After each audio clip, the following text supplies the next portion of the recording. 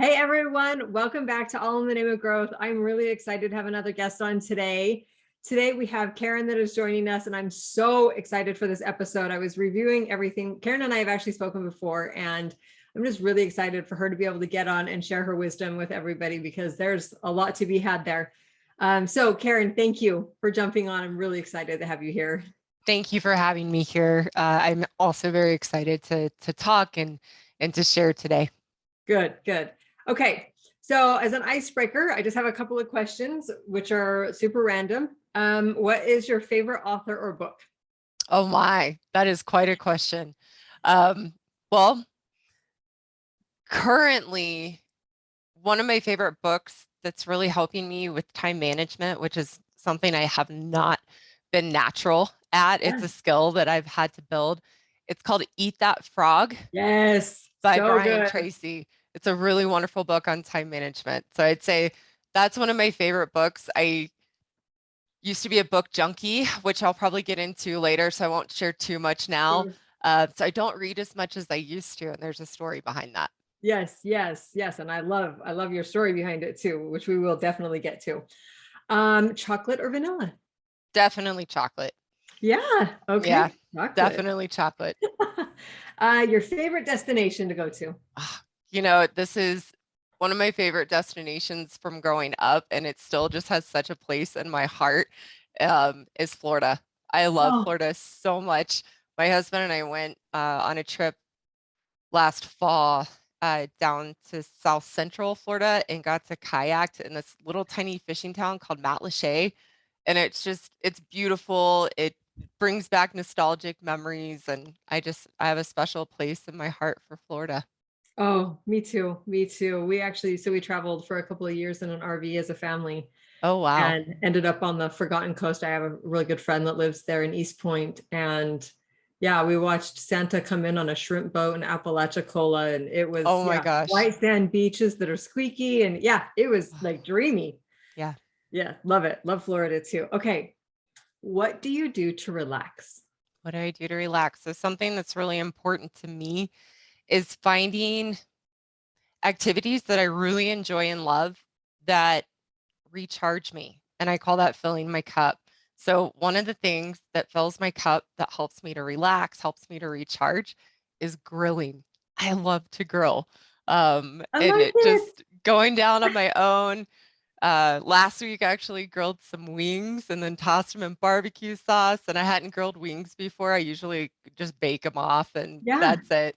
And last week, I decided to grill them. And there's just something about going down, grilling that just totally fills my cup and is one of my favorite things to do to relax and recharge. I love that. Have you ever grilled pineapple? I have not, but that sounds wonderful. What Oh, a great do it. idea. Thank you, Do Christy. it. Yes. Yes, you just cut it into long strips is how we do it. Just cut the outside off and then, core it and then Hmm. just do it in long strips on the grill. Oh, you will thank me later. I I know you will. What a will. great idea. Thank you so It's much. so good. Okay, awesome. All right. Well, now we're going to kind of jump into like the meat of the episode and getting into kind of your story and how this all came about. And I really love your story. I think that it's really applicable, particularly for women, because I think that all of us at some point are trying to find ourselves because it's really easy in our society to get lost to whether that's in our educational pursuits or in our relationships or in being a mom, being a wife, being whatever in your work life. Like it's really easy to forget that when you signed up for all those things, you actually weren't signing up to like get rid of yourself. You still are you, the you were before all of those things came about and all the responsibilities happened. And it's so easy to lose ourselves in the shuffle of life. And so just kind of walk us through, our listeners through what it was like, and kind of what took you on your journey. Kind of share a little bit about your journey and like you're saying about the books, like why you're not a big book reader at this point. Of course, I can certainly include that in there. My journey, I like what you said, Christy, how we're on this search really to find ourselves. And I do agree that as women, we're really desperate to find out who we are. And in my case, it was really because I had become so many different things for people and expectations outside of me, trying to find a sense of acceptance, belonging, um, to be liked. Yeah. To be all things to all people. Yes. And that is, in my experience, just in my own journey and working with a lot of other women, it's really universal. My journey of trying to become who I thought I needed to be started very young.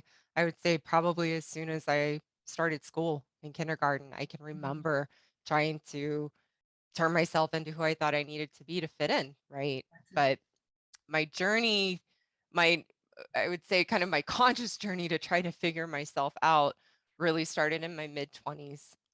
I was very rebellious as a young adult. That came with me into my 20s. And around 25, it really hit this place of I need to start to get a handle on me and my life. I started with therapy. I started going to therapy, and it was helpful to a certain point to get a foundation underneath me. Then I wanted more.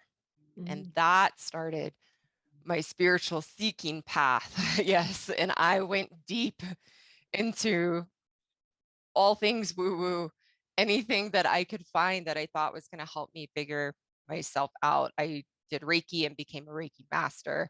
I practiced yoga. I became a yoga teacher.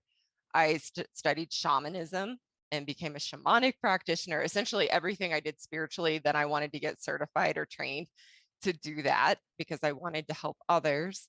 And I read about 250 self-help books, or I joke, I ordered about 250 self-help books from Amazon. I read a select few. A lot of them stayed on the bookshelf because I was desperately, in all these paths, in all these books, I was desperately seeking answers to myself. And then I was trying to take what I was learning and help others with it. But at the end of the day, I felt like a total fraud because I was living behind this spiritual facade, pretending to have it all figured out. But on the inside, I still felt very insecure. I felt like a little girl trapped in a woman's body. And I didn't feel any closer to knowing who I was or having myself or my life figured out. And then I was very fortunate in 2015 to meet my mentors who were very grounded, very practical, very much the opposite, and nothing against, like I lovingly say, all the woo woo, nothing against that. Right. But that wasn't helping me find myself. So it was really refreshing to meet my mentors who were very grounded, very pragmatic. They were the first people to tell me I was the problem in my life. It wasn't my upbringing. It wasn't, What? I know, right? It wasn't my upbringing. It wasn't my past. It wasn't my past lives. It wasn't anything other than me. And that was a good thing because then I could become the solution. They were also the first people to really teach me that my answers were within me and empowered me to know how to go within to find me and find my answers. I realized from there, it wasn't in the books. The answers weren't in the books. They weren't in the healers. They weren't in yoga. They weren't in the psychics. They weren't anywhere there. It was with me all the time. Yeah. But the problem with my spiritual path is I was trying to become anybody other than me. Yeah. Which is why I never found myself on my spiritual Right. path.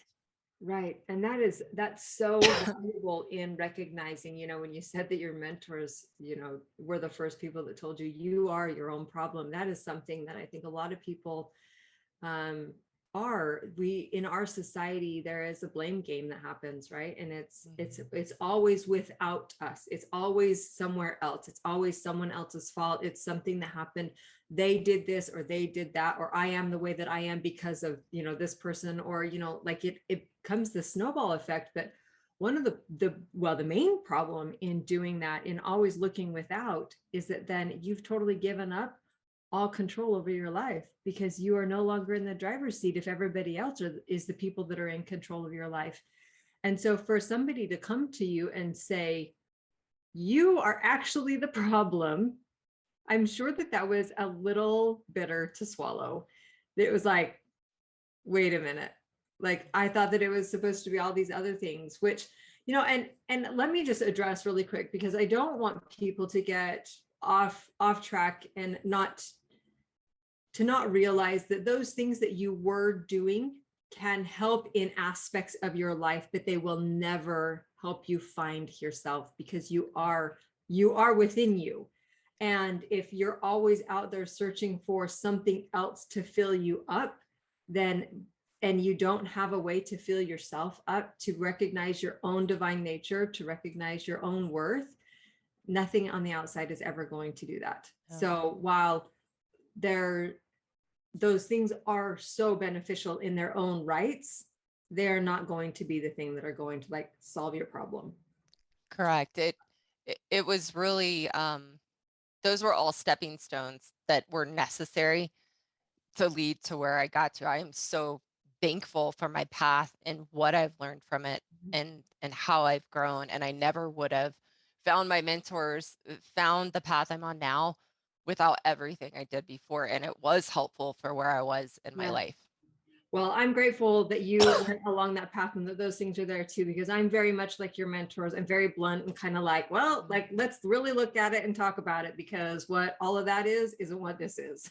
So I totally relate to that on a very personal level. I have people that kind of like grounding down on earth, like, okay, let's really talk about what's actually happening here, instead of it being, that kind of, like you say, the woo-woo stuff. But so when did you actually, I mean, I know that they had kind of pointed you in the direction that the answers were within you, but when did you, and it's easy to, lead a horse to water, right? But you can't make it drink.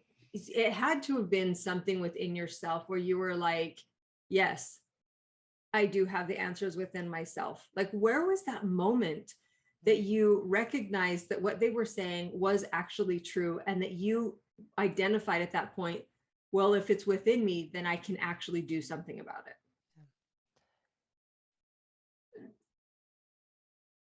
I would say there was such truth. So the first time I met my mentors was at a workshop that they were teaching. I listened to them and listened to them help people understand their answers were within. And they were just speaking such truth. It resonated at such a deep level with me. I had to be ready for it. That's where I think my path was so essential to where I was before, because it led me to a place where I was ready to hear it. And something in me knew what they were saying. You are the problem. I knew it was true. I needed somebody I almost needed somebody to validate that which I already knew in myself. So, like you said, yeah, bitter pill to swallow, but I was hungry for that, because everything else I had been doing helpful for where I was, but it wasn't working, and I was nowhere closer to myself. So I was so hungry for it.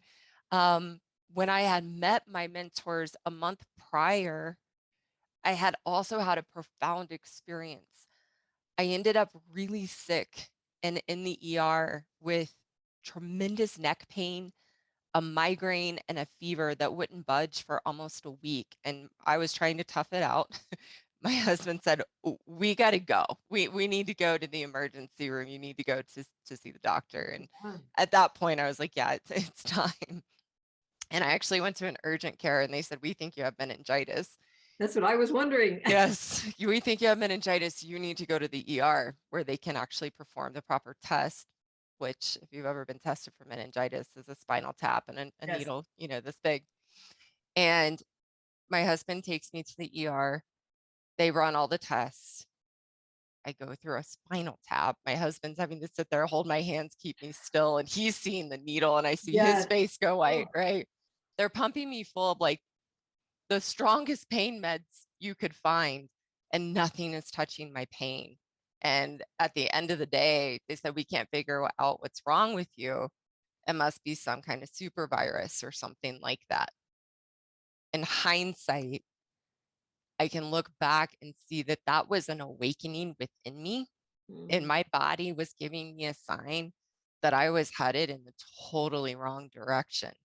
And I can see that now. And now I believe that was a profound awakening experience that actually prepared me for something new, which is what I learned with my mentors and continue to learn. yeah. And that was only a month after that experience. So I think that played a huge part too. I knew, somewhere in me knew, even if I wasn't quite ready to admit it, I Yeah. wasn't on the right path for me. And I was slipping further and further away. Yeah. It's amazing how there are moments in our life that are like an awakening. Like it is, I mean, sometimes it comes in the form of like a 2x4, right? Like it is similar to what you're talking about. Like it just came totally out of the blue and was this thing that made us realize that it's time for something else. Like wake up and listen, right? Like wake up, do something, start taking action, whatever it is. Um, that's incredible. So one of the things that you had touched on in your story is about insecurity and in really just not feeling enough. And I think that in all of the coaching that I've done over the last 10 years, the idea of not being enough, feeling like you're not enough, is so prevalent within women that I think that it is something that's really valuable to talk about, and something that if you could touch on that a little bit, like what, why do you think it is so hard for women to feel like they're enough, and how do we fix that? Like, what is that mindset shift that needs to happen? Yeah, great question. The best way for me to explain it, and I agree with you, Christy, and the women I talk to, the women I've worked with, it is a really common theme that as women, we don't feel enough. I'd say it's probably the biggest complaint or hardship or challenge that I hear from women. The best way that I can explain through my experience and how I help other women is really understanding that we put ourselves last. It's easy to, like you mentioned earlier, go within the blame game, that it's society that puts the pressure on us, or culture, or being a woman, that we're expected to put ourselves last. The problem with that is exactly what you said. Then we give all our control away and we have no power to change because it's happening to us. So I take a different approach and a different viewpoint to know that as women, we put ourselves last. How I explain it is we unknowingly do that on purpose. And that's a good thing. Again, maybe a bitter pill to swallow, but that's a good thing because then we have control to change it. So Mhm. unknowingly, we put ourselves last on purpose because in our humanness, we're seeking our sense of self-worth, our sense of importance, our sense of value and validation from our outside world. So we tell ourselves, if I do everything for everyone else under the sun, surely that will come back to me and I'll be taken care of. But that's not how life works. And nobody can take care of us if we're not putting the care into ourselves. So what ends up happening, as I say, it's like we're an empty bucket with holes in it. And we put everyone and everything before us, never slowing down to consider ourselves and even asking ourselves, what do I want? Yeah. What's important to me? What would make me feel good?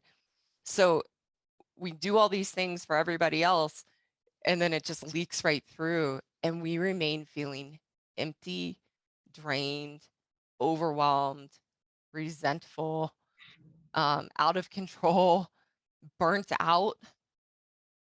Yes. And that's why we never feel enough, because we put ourselves last. We've never been taught. Also, it's often frowned upon in our society to think of putting ourselves first, that will be selfish and self-centered. But it's actually the opposite, because when you put yourself last, that's who everybody in your life is getting. That empty, burned out, overwhelmed woman. When we put ourselves first, we can actually fill our cup with ourselves. We're slowing down, making ourselves important, considering who we are, what we need, what will feel good. And then we feel alive, vibrant, in control, soft, cared for. And Yeah. people get that version. So I always ask when that fight comes up, like, but isn't that selfish to put ourselves first? It's like, but which you would you rather get? Who do you think the people in your life want? So it's not at the expense of others that we put ourselves first. It's actually at the benefit, because everybody benefits when we're the best version of ourselves. And it's the solution to feeling not enough. Yes. I love that. Everything you just said. Yeah, you had touched on validation, that we are seeking outside of ourselves for validation for our own self, and you will never find validation for your own self. You have to validate yourself. You have to be able to do that. And the problem with, like you said, in giving and giving and giving and giving is that we keep saying yes. And I have a course which is talking about creating boundaries and about what it's like to try and like gain more confidence in yourself and things like that. And one of the things that we talk about in that is that when you are saying yes to other people, when you actually want to be saying no, you're actually saying no to the people that matter the most to you, because you only have 24 hours. You only have so much time to give. And if you are constantly saying yes to things you don't want to be saying yes to, but for some reason you can't just say no, it creates something inside of you, and then you become upset and you're resenting the people that you said yes to. You're frustrated with the people who actually need you, and then it just spirals in, mentally and emotionally into this tailspin, which then exacerbates the situation where we do more for other people, hoping that it's going to validate us and fill us up, only to realize that we just have all these holes, that it's all just leaking out because we haven't stopped to say, okay, who do I want to be? Who is my best self? How do I get to that place so that I can show up better for people? And a lot of times it is saying no to things you want to say no to. And maybe that's the laundry. Maybe it's not even the person, right? Maybe it's just the laundry for the day, or it's, cleaning, or whatever it is. It's just, we have to come from a place more of intuition, I find, in listening to ourselves and the hard truths, like you were saying about, it being that bitter pill to swallow, in that you are the problem. If we don't ever get real with ourselves, you can't fix what you don't acknowledge. Yeah. So, what is your advice for people? You had talked about how you were really just like rocking it on the outside. Like you were like showing up and you had all the things and it looked like you were doing awesome, and you were like dying on the inside. Yeah. I think that that's very common, very, very, very common. And so what are your tips for women who are in that place, trying to stop the inner rot and like make the inside and the outside match? Well, first, for the women listening, I think it's really important to normalize that experience, that it's really common, even though you might not hear a lot of your friends or other women necessarily talk about it. But it is really, really common that we have everything we ever wanted, or close to everything we ever wanted, or just a good life. Yeah. Yet we still feel unfulfilled. We still feel, like you said, Christy, like we're rotting on the inside. I think the first thing is just, I want to normalize that for everyone listening. You're not alone.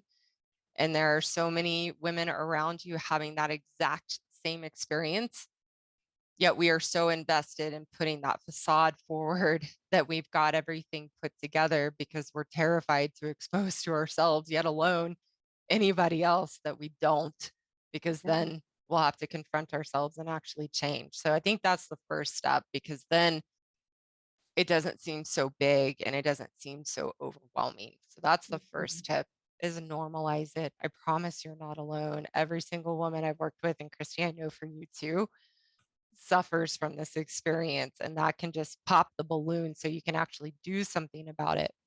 Yeah. The other piece, and it doesn't matter if you're in the consequences of your past choices now, or you're thinking about the future and what you want to create, and you'll have choices to make later. It's really important to understand that our choices matter. And we don't realize that because, Truth. right, we get in this place of going after the next thing we think we need that will complete us or complete our lives, whether that's a new career, whether that's getting married, whether that's getting divorced, whether that's having kids. We don't stop to think about the choices we're making and the responsibilities or the natural consequences of those choices. We end up waking up one day. I call this the Jada Pinkett Smith syndrome, because she talks about this on a Red Table Talk interview, where we wake up one day and we look around at the things we have, the life we've created, and we wonder to ourselves, how did I end up here? This isn't what I wanted, or this isn't what I thought this would be. It's not turning out how I thought it would. And Jada Pinkett Smith talks about that, where she wakes up in this $25 million mansion, married to Will Smith, and didn't want any of it.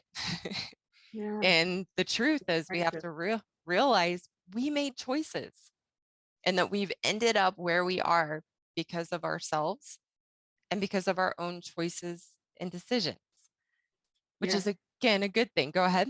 I was just going to say, let me just say that a lot of people will think that them not making choices isn't making choices, but it is. It is.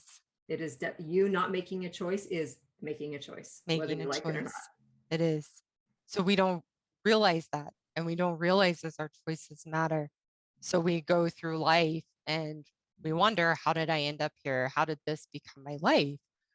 It's empowering to realize I've ended up where I am because of my choices and decisions.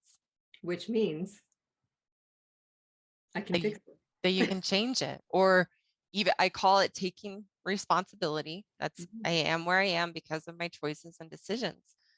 We can change it, and we can change our experience without needing to change anything in our lives, just by taking responsibility. Because let's say, Christy, you make the choice to have children.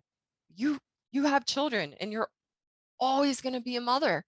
So you're not necessarily going to change that aspect of your life, but you can change your experience of it by realizing, I'm here because of me. Nobody made me do this. I made this choice. And then we can let go of being a victim to the choices we've made and how our lives have turned out, put on our big girl pants, and make the best of the life we've created for ourselves. We also end up realizing that it's not the things in our life, children, marriage, job, family, whatever it is, making us unhappy. We all know that happiness is an inside job. And it was what my mentor calls a duh moment for me to realize that if happiness is an inside job, unhappiness is an inside job. It's not the people and things in our lives that make us unhappy. It's how we feel about ourselves on the inside, and what we're giving away to our external world to fill us and complete us, validate us, give us a sense of value, that they can't change. But I can change if I know I'm unhappy and that I am where I am because of my choices and decisions.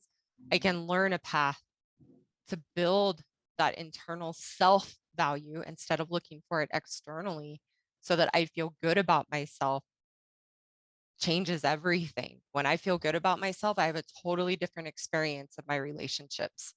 When I feel bad about myself, I have a totally different experience of my relationships.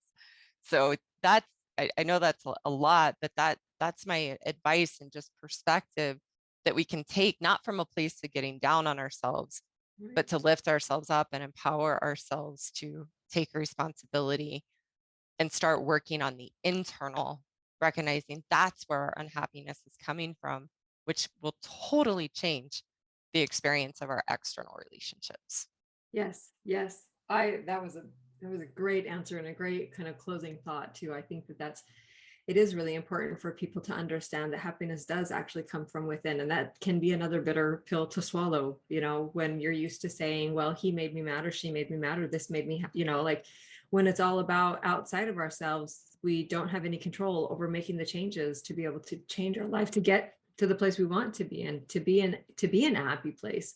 Because like you said, you kind of gave that illustration of, if we're always giving outside of ourselves, hoping to return something, that the thing is that you can give out, but the thing is that you can't take something from outside and put it within you and fill up that cup. It is your own job to fill up your own cup. And if we're constantly depleting that by saying yes all the time, and looking for that validation outside of ourselves, and doing the blame game, all it does is diminishes ourselves and makes us less in the eyes of ourself, really, because it doesn't really matter what the other people think about us. Again, you can't put that in unless you've allowed it to be in, so wow, we could have like an hour-long discussion. That was amazing. Thank you. I loved everything that you said. So much of it is like applicable right now, and I think that probably will be applicable till the end of time, because I think that women are inclined to want to give and want to serve. And so they in themselves feel like, if I stop giving and serving and I try and just preserve myself and take care of myself, that somehow that's selfish. When I loved what you had said about, what kind of woman do you want to be? What kind of person do you want to be? Who do you want to be? Do you want to be like the resentful, bitter, I hate this, out of control person? Or do you want to be the person that's filled up so much that you have enough to give to others because you're overflowing, your cup is overflowing? Yeah, good point, Christy. You have to decide who you want to be and who you want to become and what's important to you. Otherwise, we'll never change. So great ending point. Oh, love it. Okay, Karyn, first of all, what is your podcast? Sure. I actually don't have a podcast. You don't? I don't. I love being a guest on others' podcasts. I do have a Facebook group for married women. It's called The Art of Being a Happy Wife, and it's all about everything we talked about today. Oh, I do videos in there, which could be like my solo podcast. So you can join there and check me out there, or go to my Facebook page, Karyn Seitz, the Happiness Mentor. The Happiness Mentor. Yes. And the other place is my website, happinesscourse.com. I'm very passionate about teaching women how to be happy and have a new path to build value within themselves and learn how to put themselves first. So you can go to my website and learn all about my course and how I help women. Awesome. I love it. Okay. We will also put all of that in the show notes in the YouTube description as well, so that everybody can have links to all of those things. Great. Karyn, thank you for coming on and sharing your wisdom and your experience. It's just so great. I love hearing your story and how it's kind of come full circle at this point, and that you are now being the catalyst in other people's lives for change and helping them to sometimes, swallow that bitter pill, but also it's like the red or the blue, right? It's the one that sets you free. It is. I love that. We make that reference here on my team about the red pill, blue pill, the matrix all the time. Yes. Like, which reality are you going to choose? So yeah. Can relate. Reality where I'm in control. Yes. And I love that you're empowering other people to do that too, to take back their control of, their lives. So I just kudos to you and what you're doing. And I appreciate you being on. Yeah, it was really great to be here. Thank you so much for what you're doing and for having me on to share my message and story. Brilliant. All right, we will catch up with you later. Okay. Okay, bye. Bye.